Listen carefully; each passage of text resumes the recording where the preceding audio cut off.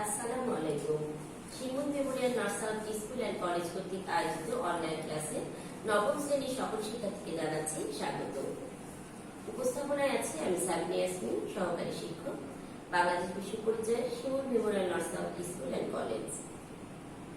আশা করি তোমরা সকলে ভালো আছো, বাসায় আছো, নিরাপদে আছো। তোমরা ভালো থাকবে, তোমরা সুস্থ থাকবে। শারীরিক এবং মানসিক সুস্থতার জন্য আমরা কি করব? আমরা বাসাতে ভালো সময় পার করব, নিজেরা পরিষ্কার পরিচ্ছন্ন থাকবো, পরিবেশকে পরিষ্কার পরিচ্ছন্ন রাখবো এবং পুষ্টিকর খাদ্যগুলো গ্রহণ করবো। এছাড়াও আমরা স্বাস্থ্যবিধিগুলো মেনে চলবো।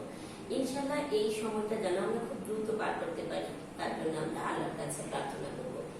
আশা করছি আমরা খুব দ্রুত স্বাভাবিক সময়ে ফিরে আসবো। এই প্রত্যাশা নিয়ে আজকে আমি ক্লাস শুরু করছি। তাহলে আজকে আমি বাংলাদেশ বিশ্ব পরিচয় বিষয়ে অধ্যায় 11 অর্থাৎ জাতীয় সম্পদ ও অর্থনৈতিক ব্যবস্থা পৃষ্ঠা 148 থেকে 149 এই অংশটি নিয়ে আলোচনা করব। শিখন ফলের আগে একটু মনে করে দিই, পূর্ববর্তী পাঠে আমরা পড়েছিলাম জাতীয় সম্পদ এর উৎস, জাতীয় সম্পদ রক্ষাতে আমাদের করণীয়, অপচয় রোধে আমাদের করণীয়। এছাড়া আমরা জেনেছিলাম যে বিশ্বের 4 প্রকার অর্থনৈতিক ব্যবস্থা বিরাজমান। সেই 4 প্রকারের মধ্যে হচ্ছে ধনতান্ত্রিক, সমাজতান্ত্রিক, মিশ্র এবং ইসলামিক। আজকে আমরা ধনতান্ত্রিক এবং সমাজতান্ত্রিক এই দুটি অংশ নিয়ে তোমাদের সাথে আলোচনা করব। তাহলে আজকের পাঠ থেকে তোমরা যা শিখতে পারবে, অর্থাৎ ধনতান্ত্রিক অর্থনৈতিক ব্যবস্থার বৈশিষ্ট্য জানতে পারবে, সমাজতান্ত্রিক অর্থনৈতিক ব্যবস্থার বৈশিষ্ট্য ব্যাখ্যা করতে পারবে এবং ধনতান্ত্রিক ও সমাজতান্ত্রিক অর্থ ব্যবস্থার পার্থক্যগুলো বর্ণনা করতে পারবে। এখন আমরা চলে যাব আলোচ্য বিষয়। তাহলে আজকের আলোচ্য বিষয় নিশ্চয়ই বুঝতে পারছো। আজকের আলোচ্য বিষয় হচ্ছে ধনতান্ত্রিক অর্থনৈতিক ব্যবস্থার বৈশিষ্ট্য, সমাজতান্ত্রিক অর্থনৈতিক ব্যবস্থার বৈশিষ্ট্য, ধনতান্ত্রিক এবং সমাজতান্ত্রিক অর্থ ব্যবস্থার পার্থক্য। অবশ্যই তোমরা আলোচ্য বিষয়টি খাতায় লিখে নেবে। এখন চলে যাব আমরা ধনতান্ত্রিক অর্থনৈতিক ব্যবস্থার বৈশিষ্ট্যগুলো কি তা জানি। দেখো, ধনতান্ত্রিক অর্থনৈতিক ব্যবস্থার বৈশিষ্ট্য হচ্ছে 6টি। উৎপাদনের উপাদান সমূহের মালিকানা, উদ্যোগ গ্রহণের স্বাধীনতা, অবাধ প্রতিযোগিতা, ভোক্তা স্বাধীনতা, সর্বাধিক মুনাফা অর্জন এবং শ্রমিক শোষণ। অর্থাৎ এখানে আমরা 6টি বৈশিষ্ট্য দেখতে পাচ্ছি। প্রথম যে বৈশিষ্ট্য তা নিয়ে আমরা আলোচনা করি। দেখো, লক্ষ্য করে দেখো, ধনতান্ত্রিক বলতে আমরা কি বুঝি? যে অর্থ ব্যবস্থায় বা যে অর্থনৈতিক ব্যবস্থায় সম্পূর্ণ মালিকানাধীনটা হচ্ছে ব্যক্তি, তাকে আমরা বলছি ধনতান্ত্রিক অর্থনৈতিক ব্যবস্থা। তাহলে ধনতান্ত্রিক অর্থনৈতিক ব্যবস্থায় উৎপাদনের উপাদান সমূহ, নিশ্চয়ই তোমাদের মনে আছে 4টি উপাদানের কথা, ভূমি, শ্রম, মূলধন এবং সংগঠন। এই 4টি উপাদানই ব্যক্তি মালিকানাধীন, অর্থাৎ যে অর্থনৈতিক ব্যবস্থাটা সম্পূর্ণ ব্যক্তি মালিকানাধীন তাকে আমরা বলছি ধনতান্ত্রিক অর্থনৈতিক ব্যবস্থা। ব্যক্তি তার নিজস্ব সম্পদ স্বাধীনভাবে ভোগ করবে, হস্তান্তর করতে পারবে এবং এ বিষয়ে ব্যক্তি নিজে সিদ্ধান্ত গ্রহণ করবে। অর্থাৎ ব্যক্তি এর জন্য কারো কাছে দায়বদ্ধ থাকবে না বা জবাবদিহি করবে না। এরপরে চলে যাচ্ছি উদ্যোগ গ্রহণের স্বাধীনতা। এটাও ব্যক্তি নির্ভর। দেখো, ধনতান্ত্রিক অর্থ ব্যবস্থায় ব্যক্তি এককভাবে যে কোনো দ্রব্য উৎপাদনের জন্য উদ্যোগ গ্রহণ করতে পারে। এক্ষেত্রে কোন রকম বিধি নিষেধ নেই। এই শব্দটির উপর তোমরা জোর দাও। বিধি নিষেধ নেই বলতে সে কোনো বিধি নিষেধ গ্রহণ করবে না, অর্থাৎ সে যেভাবে উৎপাদন করবে, কিভাবে উৎপাদন করবে, কিভাবে এটা বন্টন করবে, এটা সম্পূর্ণ তার নিজস্ব ব্যক্তিগত ব্যাপার। এই ব্যবস্থায় প্রায় সকল অর্থনৈতিক যে কার্যাবলীগুলো রয়েছে তা ব্যক্তিগত উদ্যোগে পরিচালিত হয় এবং ধনতান্ত্রিক অর্থনীতিকে অনেক সময় মুক্ত বাজার অর্থনীতি বলা হয়। এখন আমরা জানবো মুক্ত বাজার অর্থনীতিটা আসলে কি। মুক্তবাজার অর্থনীতিটা মূলত ধনতান্ত্রিক অর্থনৈতিক ব্যবস্থায় বিদ্যমান, কারণ এই অর্থনৈতিক ব্যবস্থায় দ্রব্যের উৎপাদন, বন্টন, ভোগ সবই বাজারে দ্রব্যের চাহিদা এবং যোগানের পারস্পরিক বিক্রিয়া দ্বারা পরিচালিত হয়। ধনতান্ত্রিক ব্যবস্থায় প্রধান বৈশিষ্ট্য হচ্ছে সম্পদের ব্যক্তি মালিকানা এবং উৎপাদন ও ভোগের ক্ষেত্রে ব্যক্তির সিদ্ধান্ত গ্রহণের স্বাধীনতা। এক্ষেত্রে সরকারের কোনো হস্তক্ষেপ নাই বললে চলে। তাহলে আমরা বুঝতে পারলাম। এবার আমরা চলে যাব 3য় নাম্বার বৈশিষ্ট্যতে, অর্থাৎ অবাধ প্রতিযোগিতা। অবাধ প্রতিযোগিতা ধনতান্ত্রিক অর্থনৈতিক ব্যবস্থার আরেকটি অন্যতম বৈশিষ্ট্য। যে কোনো ব্যক্তি যে কোনো দ্রব্য বা সেবা উৎপাদনের উদ্যোগ নিতে পারে। তাই বাজারে একই দ্রব্যের বহু সংখ্যক উৎপাদন, দেখো বহু সংখ্যক উৎপাদন বা বিক্রেতা থাকে, তাদের মধ্যে অবাধ প্রতিযোগিতা থাকে। বিক্রেতা এবং দ্রব্যের ক্রেতাদের মধ্যে প্রতিযোগিতার মাধ্যমে দ্রব্যের দাম নির্ধারিত হয়। তোমাদের অবাধ প্রতিযোগিতা বা বহু সংখ্যক উৎপাদক বলতে আমরা কি বুঝি সেটা জানতে হবে। যেমন মনে করো যে সমাজে কেউ কারো একটা ফ্যাক্টরি রয়েছে, সেই ফ্যাক্টরিতে যে কোনো কিছু উৎপাদন করতে পারে, তাই না? সেটা হয়তো বস্ত্র কারখানা হতে পারে, সেটা হয়তো বিস্কুট ফ্যাক্টরি হতে পারে, বা পেন বা খাতা বই যেটাই হোক সে হয়তো উৎপাদন করবে। তো তাই বলে কি অন্য কেউ করতে পারবে না? এটা হচ্ছে ভুল ধারণা। অর্থাৎ সেই সমাজে বহু সংখ্যক উৎপাদক হতে পারে, তবে মনে রাখতে হবে যে উৎপাদকরা কি করে, সাধারণত এই বিষয়ের জিনিসগুলো বাজারে বিক্রয় করে। তো বিক্রয় যখন করবে তখন উৎপাদকদেরকে মনে রাখতে হবে যে দ্রব্যের মানটা এবং দ্রব্যের দামটা তুলনামূলকভাবে অন্যান্যদের চাইতে যদি আমি একটু কম করতে পারি বা মানটা বাড়িয়ে দিতে পারি, তাহলে কিন্তু সেই দ্রব্যটা বেশি বাজারে বিক্রয় হবে, কারণ ক্রেতারা কিন্তু সেই জিনিসটাই গ্রহণ করে। এবার চলে যাব ভোক্তা স্বাধীনতা। অবাধ প্রতিযোগিতার সাথে ভোক্তা স্বাধীনতাটা সম্পর্কিত। মানুষের অভাব পূরণের জন্য কোন দ্রব্যের উপযোগিতা ব্যবহার করার প্রক্রিয়াকে ভোগ বলে। খাদ্য দ্বারা মানুষ কি করে, তার ক্ষুধা নিবারণ করে। সুতরাং খাদ্যবস্তু মানুষ ভোগ করে, কিন্তু কোনো কারণে খাদ্যবস্তু নষ্ট হলে তা ভোগ কিন্তু হবে না। মানুষের অভাব পূরণের জন্য ব্যবহার করা হলে তা ভোগ হবে। ভোক্তা কোন দ্রব্য কি পরিমাণে ক্রয় করবে, ভোগ করবে, এ বিষয়ে সে নিজেই সিদ্ধান্ত গ্রহণ করবে। তার পছন্দ, আয় ও দ্রব্যের বাজার মূল্যের দ্বারা এই সিদ্ধান্ত সে গ্রহণ করবে। অর্থাৎ অবাধ প্রতিযোগিতার মাধ্যমেই হচ্ছে যে বাজারে এটা পরিচালিত হবে।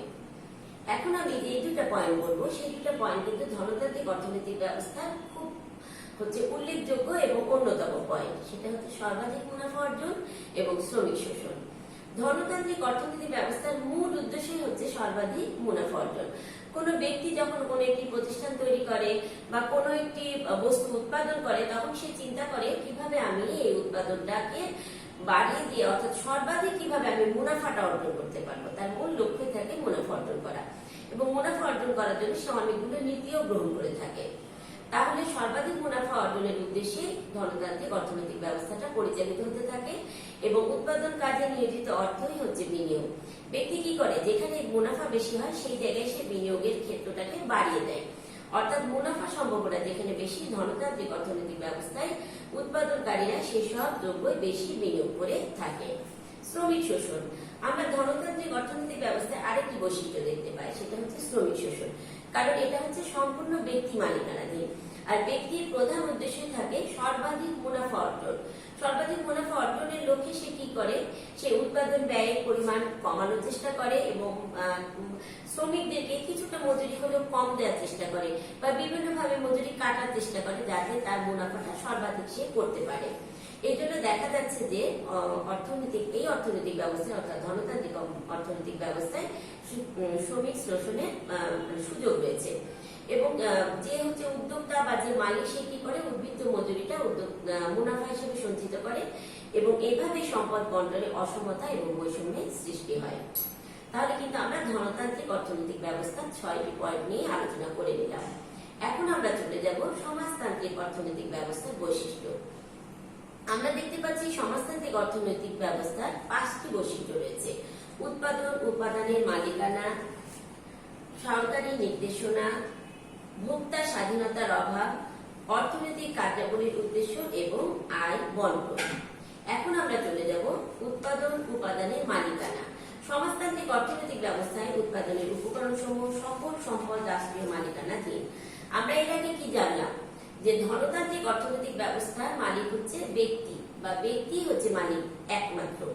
কিন্তু সমাজতান্ত্রিক অর্থনৈতিক ব্যবস্থায় কিন্তু এখানে ব্যক্তি আসছে না। সমাজতান্ত্রিক অর্থনৈতিক ব্যবস্থায় সকল প্রকার দ্রব্য উৎপাদনের জন্য, নির্দেশনার জন্য বা যা কিছু আছে সবকিছুর মালিকানাধীন হচ্ছে রাষ্ট্র বা সরকার।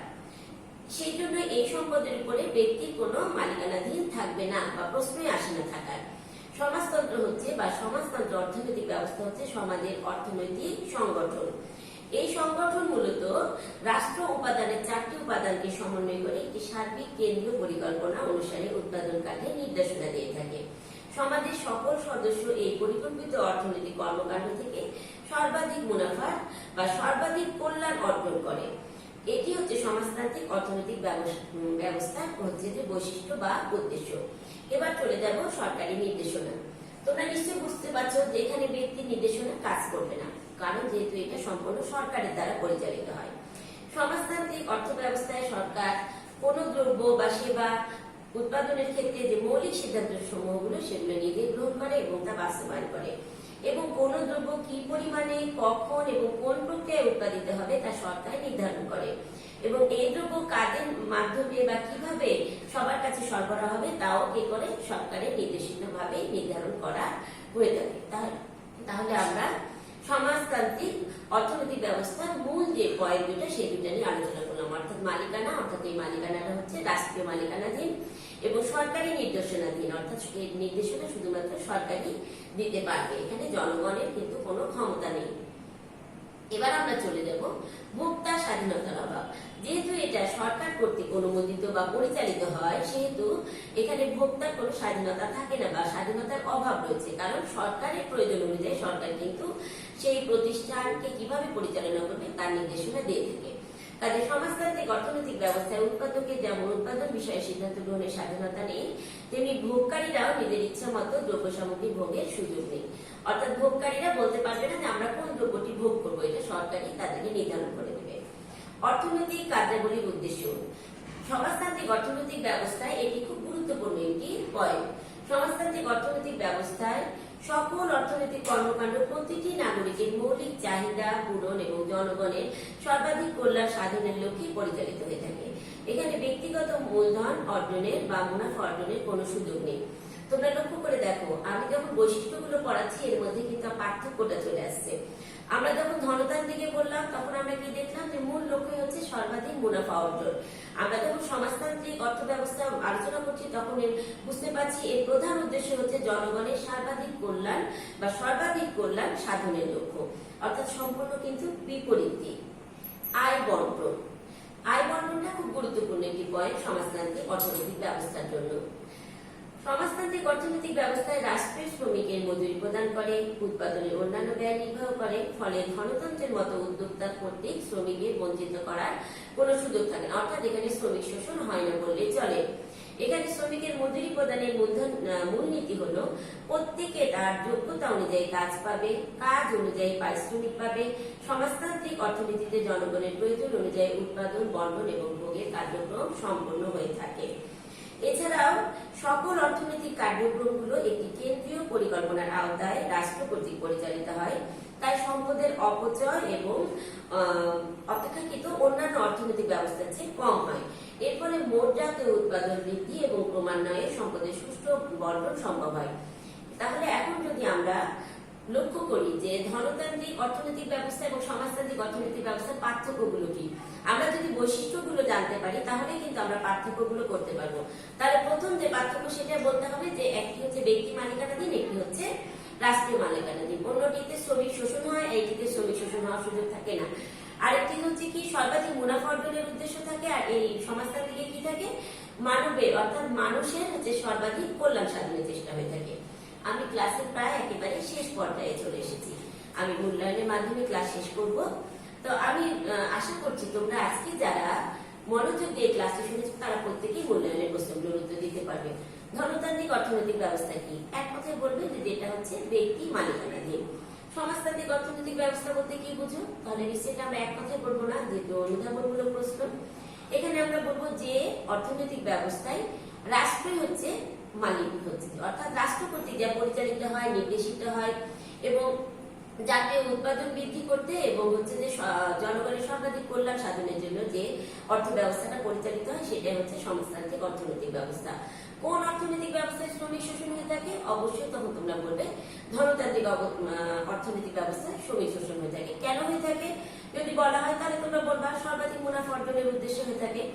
সর্বাধিক মুনাফা অর্জন বলতে কি বুঝো, নিশ্চয়ই বুঝতে পারছো যে আমি যখন উৎপাদন ব্যয়ের চাইতে আমি যখন বিক্রয় করার পর সেই মুনাফাটা বেশি পাবো তখন সেটা হচ্ছে সর্বাধিক মুনাফা। অর্থাৎ ব্যক্তি মালিকানাধীন ধনতান্ত্রিক অর্থনৈতিক ব্যবস্থার মূল যে উদ্দেশ্য সেটা হচ্ছে সর্বাধিক মুনাফা অর্জন। আশা করি আজকের ক্লাস তোমরা মনোযোগী হয়ে শুনেছো এবং বুঝতে পারছো এবং পার্থক্যগুলো তোমরা করতে পারবে। তাহলে আগামী দিন কি হবে, আগামী দিন এই ক্লাসের উপরে টপলেস হবে, অর্থাৎ অধ্যায় 1 পৃষ্ঠা 148 থেকে 149। সবাই ভালো থেকো, সুস্থ থেকো। আগামীতে তোমাদের সাথে আবার ক্লাসে দেখা হবে, আবার আমরা স্বাভাবিক অবস্থায় ফিরে যাব এই প্রত্যাশায় শেষ করছি। সকলকে ধন্যবাদ।